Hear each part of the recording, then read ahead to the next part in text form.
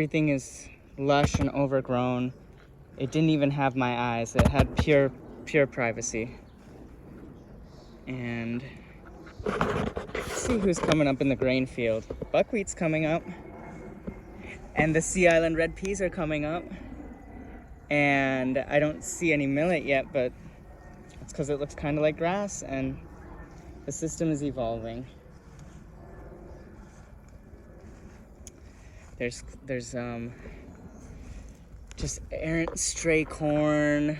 This is how a wild garden is meant to be, and I believe this is how we are meant to be living, in a garden that does not require any maintenance. Again, yes, there's corn, which is something I've had such a struggle growing, but when planted in this Hopi method with respect to tradition and with ceremony, it's thriving. And these are potatoes. Empires rise and fall over potatoes. Meanwhile, they grow freely without even planting, burying rotting potatoes.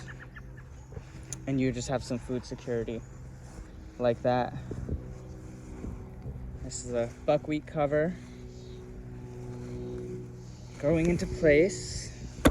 What is going on back here? I got a sunflower coming up. Oh, my plum tree, the Chickasaw plum. See, this is truly a wild habitat, and I'm actually moving on from this place. I'm setting the natural farm free forever. And so I know with full confidence that this Chickasaw plum, as its ancestors have done throughout time, will form a natural thicket and will coexist with this bamboo, which is also a thicket, filling a niche. Because, you know, the bamboo itself is not the invader. It's filling a niche where maybe the Chickasaw plum went missing. Ah, yes, this elderberry natural riparian zone is coming up nicely. Ow! Raspberry vine. Yeah, castor beans. And this will be a good test to see what can compete with a natural bindweed cover, because that's, again, maybe I'll learn like I did with the ground ivy that I don't have to even fight bindweed. Then I can let it all play out.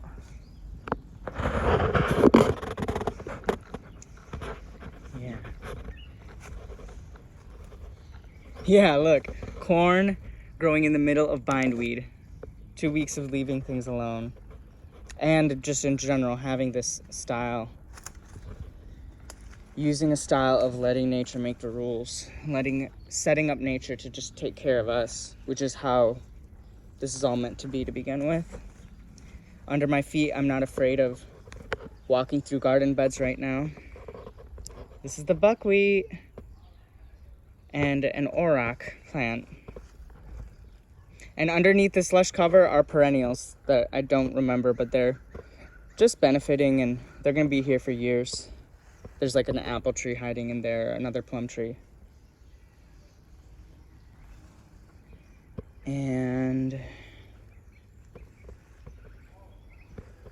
yeah, all's well in the farm. This corn again and borage, just growing through the most wild of conditions. But you pick good genetics like Cateto Sulo flint corn from Brazil, indigenous variety, very, very old. So you pick the varieties, selection, and it makes all the difference. This willow tree was just a single twig stuck in the ground not long ago. And these seeds have matured. And they're gonna fall where they fall. And this is the circle of life. I'll take some with me for my next adventure on my next farm. Yep. It's that time of year, y'all. It's fertility. Oh wow, it's a triple pile. Okay. Okay. Make it happen, y'all. Let's keep the fertility going, and it doesn't need any work. It doesn't need any work at all. We can have do nothing farming, and let this video, and I didn't do anything special. I'll talk about it 100 times maybe in my YouTube channel, but it's do nothing farming. So I use a sickle, I use a hoe, I throw straw and mulch down, and rinse, repeat. I let nature do everything. Everything. I'm speaking this aloud because in the past I've tried to muscle my way through farming and even natural farming and permaculture. So, but yeah, the natural farm after 2 weeks.